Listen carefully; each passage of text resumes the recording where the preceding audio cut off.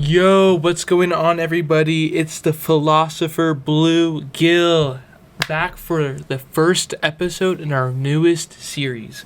I am so excited to share this new series with y'all. I have so many amazing stories to share with y'all. And these stories, these videos are the perfect background noise. They're the perfect escape from reality, and they will give you the wisdom you need. You can watch these videos if you're eating cereal, your little Cocoa Dino Bites, while you're running some Brawl Stars. You can have me playing up on your TV.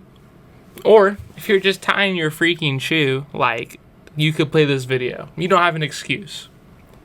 Even if your whole family is in the living room, I want you to say, Mama, Papa, Grandpa, Grandma, Uncle, Aunt, Philosopher Bluegill just dropped. We need to watch the new episode. And the whole family is going to have the popcorn bucket passing around. Grandma's going to be hooting. Grandpa's going to be hollering. And the cat's going to be taking a deuce behind the couch. Now, the cat deucing thing, that's for another episode that we will get to. Don't worry. Before we get to the thumbnail and the video that you clicked on, I do have to have a disclaimer. Everything I say and do in this video, you should not. I take no responsibility for any of you going out and repeating what I did. I'm also going to be using fake names for the privacy of the people in this story. And just to cover myself legally even more, this was a dream. This was a dream. A really long, silly dream. Okay, y'all? Anyways, y'all, you're here to see, in here, and feel and absorb how boxing in front of McDonald's almost ended with me in a car accident. Let's get it. This story takes place back in sophomore year of high school. I was hanging out with my homie in class, who will be called Sebastian for the rest of the story. And I don't really remember what we were doing. We were probably playing Balloons TD in the back of Advisory. But he asked me if he wanted to go to Ricky's house. Now, Ricky. Let me tell y'all about Ricky. The amount of stories I have about this kid, the amount of funny, embarrassing, and illegal stories I have about Ricky is mind-boggling. You could literally tell me that Ricky slapped the teacher last period. You could tell me that Ricky rearranged every license plate in the school parking lot just for a laugh. You could even tell me from my school someone drove a car 110 miles per hour just because someone said he didn't have the balls to do it. And I would look at you right in your eye and say, was it Ricky? In all honesty though, I have to give Ricky credit. The choices he made were so very original. Later on, I would hang out with Sebastian and Ricky over the summer. Now, Ricky had this little thing he would like to do. If you were driving past Ricky, what you would see was someone roll down their car window, look at you, throw a penny at you, and you would hear, take a penny, leave a penny. This kid, Ricky, would just grab pennies just by the handful, roll his window down, throw them at moving cars to his left. Driving, by the way, it could be 20 miles per hour or 50, and he would yell, take a penny, leave a penny, as he chucks a handful of pennies at you. And he would just do this, unprompted, no spark to cause the fire. He would just do it, and you know why? Because he was Ricky. Over that summer, I would see him do that maybe a couple dozen times, so I don't even want to know how many times he took a penny, left a penny when I wasn't there. Back to our story, though. I told Sebastian yes, I would love to hang out with Ricky after school. Ricky picked us up in his car. Thank God he was out of pennies today. And he drove to go pick up our friend Walter. Now, I'm giving this kid the name Walter because, let's just say in another story, he wanted me to be his Jesse Pinkman. So when we picked up Walter and drove back to Ricky's house, Ricky had a little surprise for us. You see, Ricky watches way too many Joe Rogan / David Goggin videos, and he was inspired to get into boxing. Now, boxing can be an amazing sport. However, boxing is not an amazing sport when the only thing you have are boxing gloves, no headgear, no mouthpiece, and definitely no regulations. The only rule Ricky gave us was, can't hit us in the nuts. That was the only rule. No crotch shots. Everything else was fair game. Now, Ricky's parents didn't like the idea of a couple of boys of no headgear, no mouthpiece, and no regulations boxing in front of them or in their backyard or where they could just see us. They just wouldn't let us do it. So Ricky was like, let's wait till my parents go to sleep and we can go to the local park and beat each other up. So we went to Fred Meyer's. Ricky shoplifted from Fred Meyer's, of course. And we hung out at his house until it became nighttime. I don't really remember what we did because, as you will hear later in the story, I got hit in the head a lot. So we probably just played spin the bottle or something. I forgot what we did, low-key. It became like 12 in the morning, and Ricky's parents finally went to Snoozeville. And you know what time that meant? It was time for us to go box each other. You may be wondering, great philosopher Bluegill, what honestly possessed you to be such an idiot and to go box without headgear at night? And let me tell you that, I got one answer for you, my humble viewer. I was stupid enough to do this multiple times, and one of those multiple times will be at McDonald's. We went to the local park by Ricky's house around 12 a.m. and strapped up. Here's the weight class for the fights. In corner 1, we got Ricky, 5'8", 230 pounds. Corner 2, we got Sebastian, 5'9", 160 pounds. Walter was in the other corner, 6'4", also 230 pounds. And lastly, there was me, 6 foot, 190. Of course, humble viewer, I'm now 6'10", 4% body fat, and 200 pounds lean muscle. But back then, could you believe it? I was 6 foot. With the weight classes in mind, you can imagine the look on Sebastian's face when he had to go against 230-pound Ricky. That is an outstanding weight class. That's a 70-pound weight class difference. I had no idea what possessed Sebastian to say yes to this, or any of us for that matter. But hey, fight's about to start. So here's how the first fight went. Sebastian landed 2 hits on Ricky. Boom, boom. Ricky beat the soul out of Sebastian. Just beat him. Didn't stop. Sebastian didn't want to quit. Ricky didn't care. Ricky beat up Sebastian until he was like, man, I'm done. Tap me out. The next fight was Ricky and Walter. You may be thinking, they're like the same weight. Should be a fair fight. Well, they start going at it. Ricky starts beating up Walter. Walter gets a couple hits in. But halfway through the fight, Ricky hits Walter in the stomach. And Walter starts puking up blood everywhere. And not just a little blood, mind you.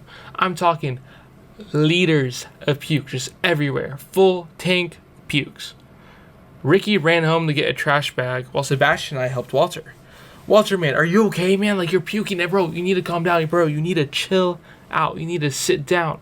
And Walter will look us in the eyes and say, I'm fine, y'all. I'm okay. I can go again. No, you cannot, Walter. You cannot go again. You are puking blood everywhere, man. Sit down. Chill out. You cannot go box again. He says, it's just a condition. I just have a condition. Like, this is okay. No, it's not okay. The grass is red. The concrete is red. You're not okay, man. Do we need to call 911? He said, no, I'm fine. It's just a condition.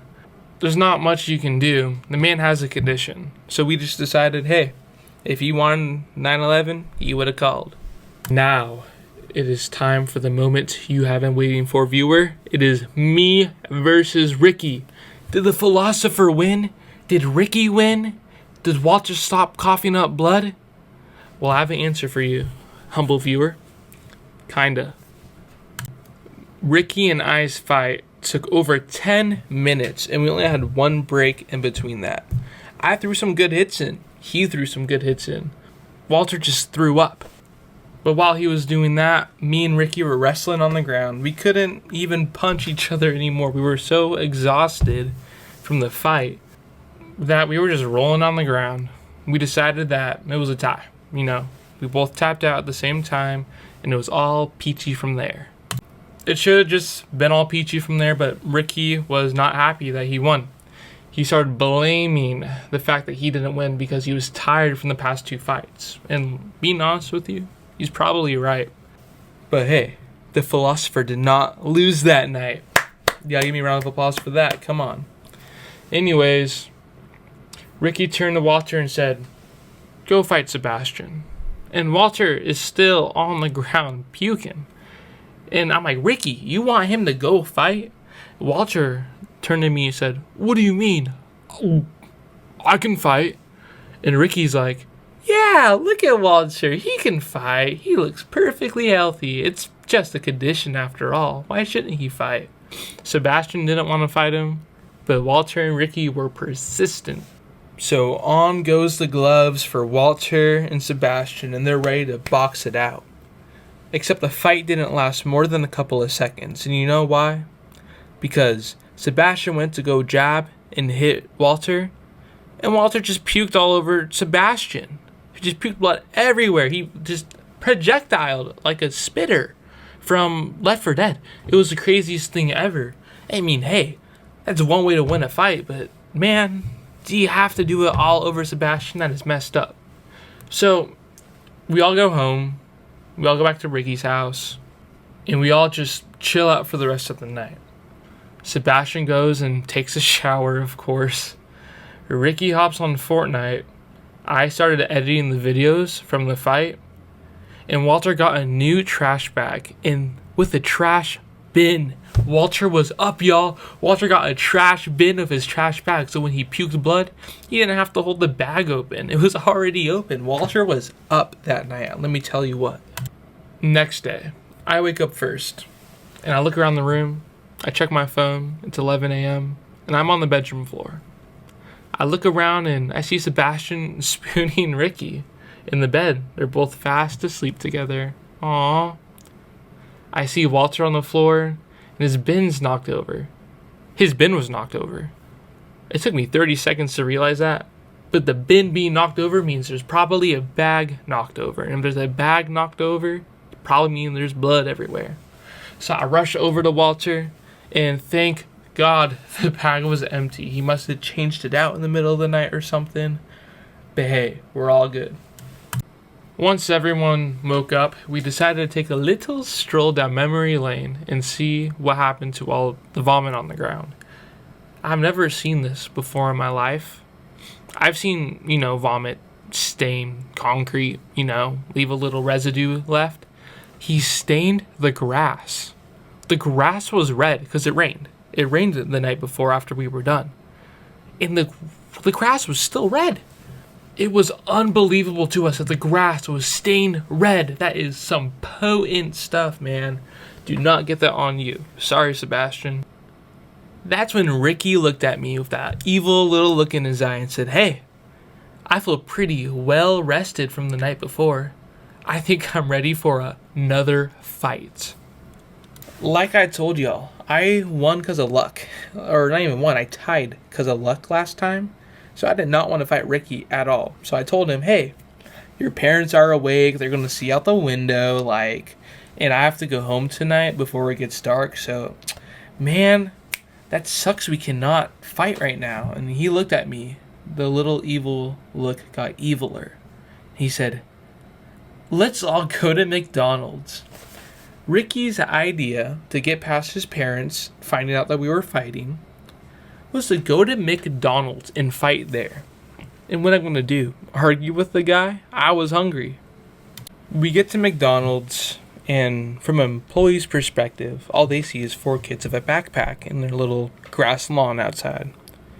Then they pull out gloves, and then the employees see 2 of them strapping up, ready to fight. And it wasn't just the employees watching. We had a crowd. You hear that? We had a fan base. We had random people that were walking their dogs, just stopped to come watch us. This guy came out of his apartment with a chair and set the chair up right on the edge of the field just to watch us fight. And so it was time to fight. The issue with this fight, though, other than the lack of headgear, mouth gear regulations, was we were on a hill. Which means when I'm fighting Ricky 5 minutes in, and I go to step back and lose my balance because we're on a hill, and Ricky also loses his balance, except he's going in for a punch, and I have 230 pounds of Ricky flying towards my eye, smacks you right in the eye. Probably not a good time to have a fight on a hill. Not a good reason. So I'm on the ground, and I'm just looking up at the trees, just sitting there. There's murmurs from the crowd. Ooh, get up, get up. No, I'm kidding. No one will get up. They're haters. But I slowly start to get up. Ricky and Sebastian help me up. There's something in my eye, in my vision. There's this white dot. And as we were getting ready to, leave, because, 20 people just watched me pretty much get knocked out, the little dot in my eye started growing with these like white streaks, kind of like broken glass. Ricky was afraid that his parents were going to drive by because their work is nearby that McDonald's. So he's like, we gotta go, we gotta go, we gotta go. And so when I get up and I start walking, the crack in my eye grows, and it grows. And like I said, it looks like I'm looking through a broken window. And eventually, I just can't even see out of my right eye. And then as quickly as it started coming along, it slowly started fading, and it was completely gone by the time we got back to Ricky's house. You may be wondering, hey, great philosopher Bluegill, didn't you say that you almost got in a car accident? There's no car accident at the McDonald's. Well, this wasn't the last time. And the last time we're about to get to. And there's a reason why it was the last time. Now, Ricky being Ricky, he did not count this as a fair fight again, even though he won. He said something about my height difference, and that if I box someone who is my height, it will be like a good match. And I tell him, dude, I am done boxing, man. I don't want to anymore. And so the next month, just time flies. Nothing really happens. One day, Sebastian comes up to me and says, hey, you want to go hang out with Ricky again? I say, sure. Now, before we left, Ricky told me to meet him at his house, and he said he was going to pick someone up for me. So I asked him, what does that mean? And he told me, I found your perfect match. Before I finish the story, I want to emphasize perfect match, by the way. Just because this guy is 6 foot doesn't mean he's my perfect match. But Ricky insists, and he's like, he doesn't have any fighting experience. He's perfect for you. You need to fight him. And I'm like, let me just see this guy first. So I drive over to Ricky's. Ricky goes to some local high school. And from what I was told, he was still in class. And he literally left class. He played hooky just to fight me. And I'm at Ricky's house. And I see Ricky's car pull up. Out walks out this 6 foot guy who's 230 pounds. And I only say that because you could tell this guy, and I'm not talking 230 like fat, I'm talking 230 lean. And he walks out and he's all looking around and he makes eye contact with me. And I'm thinking, who is this guy, like the brother of the person I'm supposed to be fighting? Like, where's this guy I'm supposed to be fighting? That's when Ricky pops out of the car and says, hey, Bluegill, this is the guy you're supposed to be fighting. And I look at him and he goes, hey, you the one I'm supposed to be fighting? But a deeper voice than that. Just the deepest voice ever. It was just like, hey, are you the one I'm supposed to be fighting? Looking me up and down while saying that. And I'm like, heck no, you're not. Like, where's, like, hi, I'm supposed to be fighting? Ricky was like, no, Bluegill. This is the guy. He has no fighting experience, Bluegill. I promise, bro. We just gotta fight him real quick, man. It'll be so even, so fair. And oh my gosh, man. I said yes. I was peer pressured into fighting this guy. So we get the straps on. Ricky's parents aren't home, so we do it in the backyard. And unfortunately, this is the only video I have from the 3 fights that I've told you about. The 2 with Ricky and the 1 with this random kid. I only have the one of the random kid. Now, I like to have some kind of proof for these stories so you know they're real. I'm not just making this up off the spot or using AI. So here's the video. Alright, so here I am, all gloved up, and maybe I might have been a little over-exaggerant about the 230, but he was definitely 200 pounds. And, yeah, maybe I was maybe not over-exaggerating when I was talking about my weight. Maybe I was more like the one that was 200 pounds, but I'm a different man now. But yeah, here we are. We're going at it. Boo, boo, boo. I'm smiling, though. Like, freeze the frame for a second. I'm just smiling. I'm enjoying life. That kid is taking it way too seriously. He goes to jab in, I dodge, I go try to get hidden, and boom, he tries to hit me with the hardest hit ever, man. Like, it is not that deep. I'm backing up because I'm like, bro, who does this guy think he is? He ain't Mike Tyson, bro. Like, it's not that deep. There's no money on the line. And I back up more. I'm trying to block, and I get a hit off. Ooh, I poked the sleeping bear. It's game over for me. He comes in more. Boom! Lights out. Good night. Oh, I'm on the ground. Oh, that's bad. That's not good. Oh, hey, I'm back up instantly. Come on, y'all. As I was getting back up, though, have you ever played that game on Cool Math Games where it's that ball rolling down the hill? I think it's called Ball 3D Balls Roll or something like that. The texture in that game is very neon. And when I was looking around after getting up, everything was black and neon green. My vision was the wrong color. That is definitely something I hope I never experience again because, oh my gosh, that was scary. What if that was permanent? What if I was permanently seeing neon green for the rest of my life? That would have sucked. So Ricky's showing that video I just showed y'all. Everyone's all hooting and hollering. And I'm a little upset. But what am I going to do? Fight the guy? I'm not fighting that guy again. And Ricky is like, let's just all go to the mall, Let's all go hang out, Like, get your mind off it. And I'm like, all right, bet. And I go to hop in Ricky's car, and he's like, whoa, whoa, whoa, whoa, whoa. What do you think you're doing? My car holds 5 people, and there's only 4 of us. But what if we buy something? We need to put it somewhere. And didn't you drive your truck, Bluegill? Couldn't you just drive to the mall? And I look at him and I'm like, dude, I just got knocked out. Like, mentally, physically, mentally. I should not be on the road driving. I should not be on the road driving. And Ricky looks at me and he goes, don't be a wimp. Don't be a little baby. Don't be a little dog. Just go hop in your truck and drive onto the mall with us. And I'm like, it doesn't even sound like you want me then, so I'ma just head home. He said, all right, suit yourself. And I'm driving home. And remember that little glass shatter thing I showed y'all before? Well, I see both those little white dots in my eye while I'm driving, but then both of them, both my eyes, not just the one that got hit. And they grow and shatter like 20 times the speed they did beforehand. And they're in both my eyes. And so at some point, I can't even see the road very far in front of me. I can barely see it all.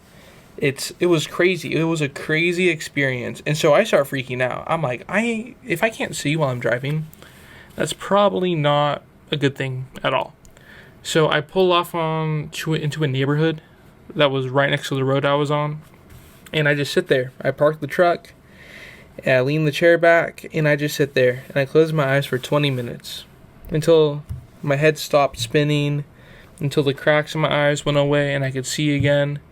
But that is how I almost got in an accident from boxing at McDonald's. But the story doesn't end there. You see, I was hanging out with my friend Cody that night. And I, of course, was like, hey, like, look what happened to me today, man. Like, look at this crap. And I was showing Cody the video. I was like, ooh, that's messed up, man. And he looks a little closer in the video and says, wait a minute. Isn't that... And he said his name. I said, yeah, it's that kid. Riley told me he's never, fought before. And I'm like, he's full of crap. And Cody looks at me and he goes, yeah, he is. Like, that kid has a positive KD. He is low-key a school threat at the high school he's from. And I'm like, what? He has a positive KD? why did I fight this kid? And so Riley lied to me because he wanted a good fight. And that sucks. I was at the butt end of it. But hey, I didn't die on the road. I am able to say I boxed at McDonald's. And I think that's pretty funny. My piece of wisdom, though, to end the story is, if the evil homie says he has the perfect fight for you, it's probably perfect entertaining, not perfect as in a good fight. And also, if you're puking blood for over 30 minutes straight, it's probably not a condition.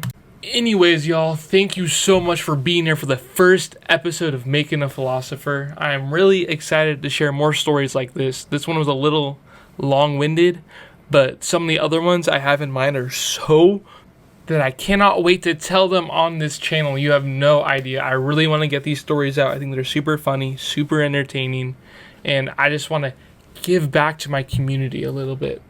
So I'm saving the really good stories, the really good ones, for when I have a bigger fan base.